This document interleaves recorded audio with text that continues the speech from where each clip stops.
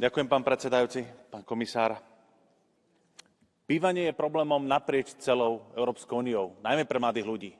Ale najhoršie to je na Slovensku. Mladí ľudia majú najhoršiu dostupnosť samostatného bývania v celej Európskej únii. U rodičov u nás žije viac ako 500 000 dospelých ľudí. Je to agónia s neistým koncom. Či už pre nedosiahnuteľné hypotéky alebo veľmi drahé nájmy.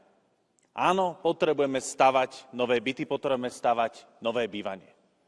Ale začnime tam, kde už máme postavené. Je množstvo budov naprieč celou Európskou úniou, aj na Slovensku, ktoré sú nevyužité, ktoré by mohli byť domovom.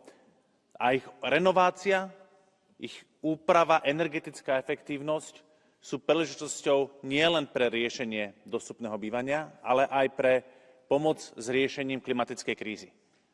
Pretože bývanie musí byť udržateľné, tak, aby ceny za nájom a aj ceny za energie neboli likvidačné.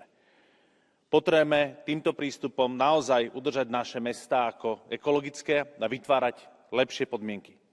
A dokážeme to iba spoločne ako Únia, keď budeme pomáhať regiónom, mestám a obciam. Ďakujem.